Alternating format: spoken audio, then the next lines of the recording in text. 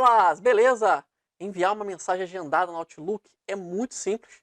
O primeiro passo é clicar em nova mensagem. Vai abrir essa janela aqui para você criar sua mensagem.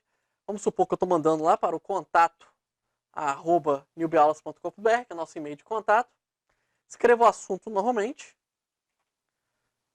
E também o corpo do e-mail, bote o assunto, os anexos, tudo que você precisar normalmente, beleza? Tudo preenchido. Você vai aqui embaixo, onde está o botão enviar. Não clica diretamente nele.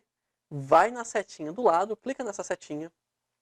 Clique em enviar mais tarde. Altera o dia e o horário para sua preferência.